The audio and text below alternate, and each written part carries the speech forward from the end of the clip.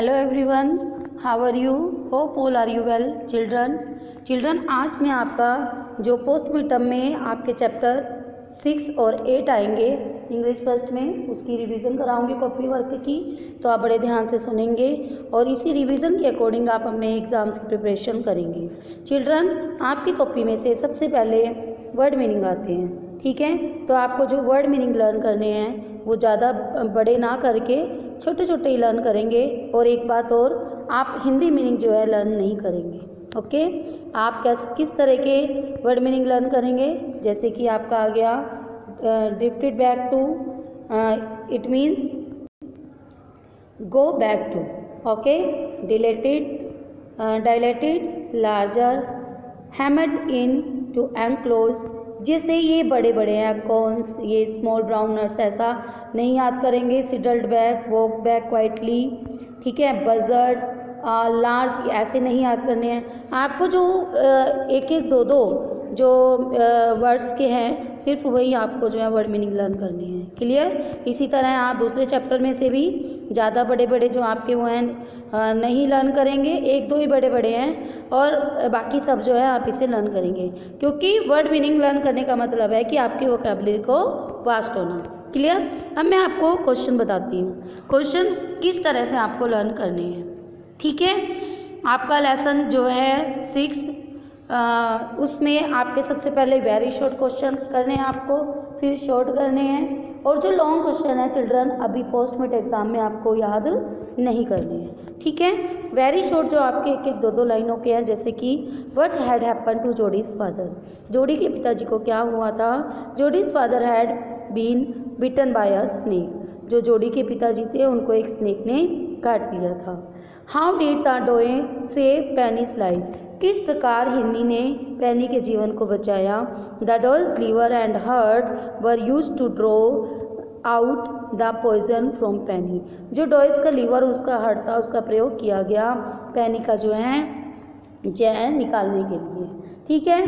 फिर इसी तरह आपका जो वेरी शॉर्ट बनता है, why was Millwheel afraid to leave Jody's alone. क्यों जो है मिलविल जो था जोडी को अकेला छोड़कर चला गया था? Millwheel didn't want to leave Jody's alone as he was afraid that Jody could lose his way or get bitten by a snake. यानी कि जो क्यों डरता था उसे अकेला छोड़ने के लिए मिलविल, इसलिए डरता था कि जो जोडी है वो कभी अपना रास्ता ना भूल जाए या उसको कोई स्नेक ना काट ले, इसलिए वह उसे अकेला छोड़ने के लिए डरता था, ठीक है? ये आपके वेरी शॉर्ट हुए इस चैप्टर में से। अब नेक्स्ट चैप्टर में, why is the author not able to see Bijju. अब जो ऑथर है वो बिज्जू को देखने के लिए क्यों नहीं देख पा रहा था बिज्जू को? क्योंकि बहुत कोहरा था। जैसे इस समय आपका विंटर का समय है तो जो ओस और कोहरा आ जाता है तो हमें सामने वाला बंदा कोई दिखाई नहीं देता। इसी तरह जो ऑथर है वो भी बिज्जू को नहीं देख पा रहा था, क्योंकि because the mist that had covered the surrounding, क्योंकि चारों ओर जो है कोहरे की वजह से चारों ओर ढकी हुई थी, इसलिए वो बिज्जू को नहीं देख पा रहा था, ठीक है? फिर है आपका when does the monsoon begin and when does it and. क्या कब मौसम शुरू होता है और कब ख़त्म होता है? How do you prepare to face the monsoon. और मानसून को फेस करने के लिए आप क्या क्या तैयारियां करते हैं? जो मानसून है जून में स्टार्ट हुआ और अगस्त में ख़त्म हुआ। यहाँ पर how do you prepare to face the monsoon, इसका क्वेश्चन का आंसर नहीं है क्योंकि वेरी शॉर्ट में है। फिर आपका है which station does the author describe in this diary entry. अब ये जो डायरी एंट्री थी इसमें ऑथर ने कौन सी जगह का वर्णन किया है? चिल्ड्रन, जो ऑथर ने वर्णन किया है मसूरी का, ठीक है? फिर आपका आ जाता है वेरी शॉर्ट में, what did the author receive in the mail. और मेल में ऑथर ने क्या रिसीव किया? एक चेक। फिर आपका इसी तरह why did the grandmother ask the children not to kill the chuchundar. अब जो दादी है वो बच्चों को क्यों कहती है कि चुचुंदर को नहीं मारना चाहिए? दादी इसलिए कहती है क्योंकि माना जाता है कि जो चुचुंदर होती है वो लक्की होती है और ये घर में पैसा लाती है, इसलिए दादी जी मना करती है कि चुचुंदर को नहीं मारना चाहिए। What signs do we find in nature which show that the monsoon are about to end? कौन कौन से ऐसे कौन कौन से ऐसे साइंस हैं जिससे, साइंस का मतलब है यानी कि चिन्ह जो हमें दिखाई देते हैं जिससे पता चलता है कि मानसून की समाप्ति होने वाली है।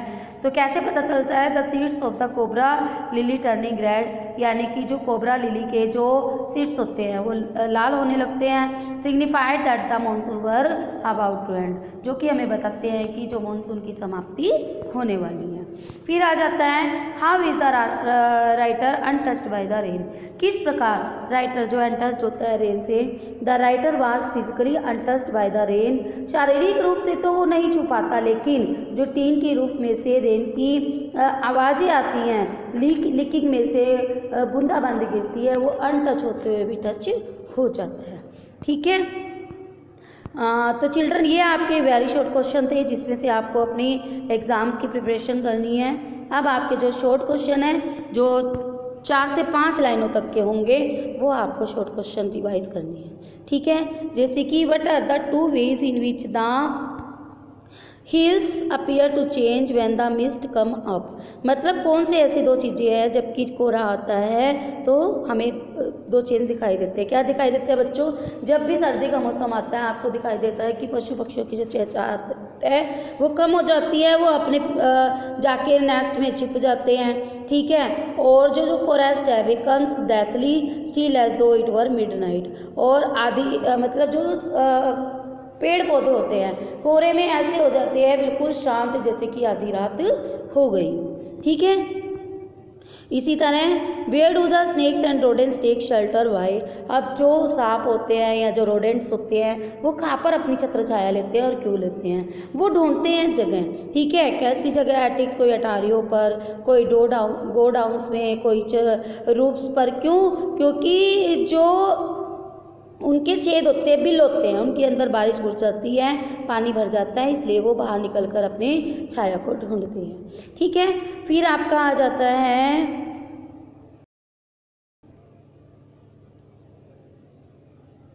How is the writer in touch with the rain in the same time.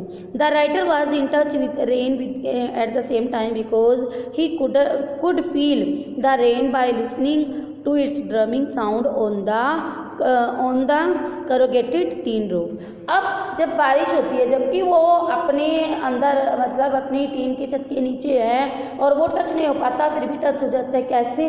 कि उसकी जो टीन के ऊपर जो आवाज़ आती है रेन की ड्रमिंग होती है उसकी आवाज़ को सुनकर उसकी लिकिज से तो वो अनटच होते हुए भी टच हो जाता है ऑथर। ठीक है, फिर आपका आता है mention of you thing that can happen when there is endless rain for days together.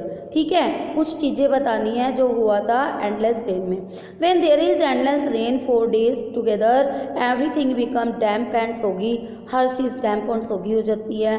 ठीक है, हर चीज़ जो होती है कोई भी जगह ऐसी नहीं होती जहाँ पर जो लोग जाते हों। जो हिल साइड है वो लेट मानसून की वजह से जो उसके फ्लावर्स है वाइल्ड बॉल्सम, डहलिया, बिगोनियाज एंड ऑर्चिड्स ये जो हैं खिलते हुए हमें दिखाई देती हैं। ठीक है, ये तो आपके इस चैप्टर के थे, चैप्टर 8 के। अब आपके 6 चैप्टर पे जो शॉर्ट क्वेश्चन है मैं वो बताती हूँ आपका। जैसे क्या है, why does Jody want to bring the fawn home. अब जो जोडी था, ठीक है, पैनी का जो बेटा जोडी था वो फ़ोन यानी कि इन्हीं के बच्चे को घर पर क्यों लाना चाहता था? बच्चों को इसलिए लाना चाहता था क्योंकि अब हिरनी को तो उन्होंने पैनी को ठीक करने के लिए मार दिया था। अब जो उसका बच्चा था वो बहुत ही छोटा था और अपनी माँ के बिना कैसे रह सकता। ठीक है, इसी बात को सोचते हुए जो जोडी है वो फ़ोन को घर पे लाना चाहता था। फिर आपका है how does Jody know that the fawn is a male. किस तरह जोडी को ये पता चला कि जो बच्चा है वो मेल है यानी कि एक हिरन है। तो बच्चों आपको बता दूं कि हिरन और हिरनी में क्या डिफरेंस होता है।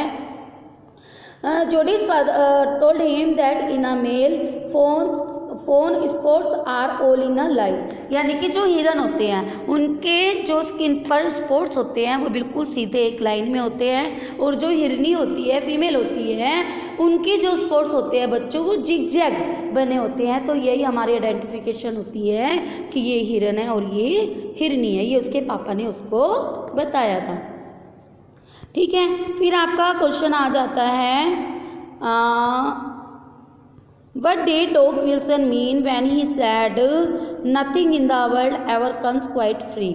यानी कि जब डॉक विल्सन ने ये कहा कि दुनिया में कुछ भी फ्री नहीं मिलता, इसका क्या मतलब है? Penny had killed the doe to save his life. अब पेनी ने हिरनी को मारा था अपनी ज़िंदगी को बचाने के लिए, इसलिए in regard for what the doe had done, और उसके लिए अब जो डॉ ने किया, ठीक है, its fawn needed to be taken care, तो मतलब उसने उसकी माँ को मार दिया तब अपने जीवन को बचाने के लिए अब उसके जीवन को, उसके बच्चे के जीवन को बचाने का फ़र्ज तुम्हारा है। तो क्योंकि वो भूख से मर जाएगा, ठीक है, और उसे बचाना ज़रूरी है, तो it would be ungrateful to leave at alone, और उसको अकेला छोड़ देना कोई सही बात नहीं है। This was what Doc Wilson means, और यही कारण था उसका ये कहने का कि कोई भी चीज़ दुनिया में फ्री नहीं मिलती है। चिल्ड्रन, ये आपकी रिवीजन थी और आपको इसी रिवीजन के अकॉर्डिंग आपने अपने एग्ज़ाम्स की प्रिपरेशन करनी है। आई होप आपको अच्छे से क्लियर हो गया होगा कि किस तरह हमने इंग्लिश फर्स्ट में रिवीजन करनी है, और जो मैंने आपको बुक वर्क भेजा है बच्चों, वो बुक वर्क भी आपको पूरा याद करना है, उसी में से आपको जो है बुक वर्क भी आएगा, तो आप अपनी एग्ज़ाम्स की प्रिपरेशन करें। Thank you, have a nice day.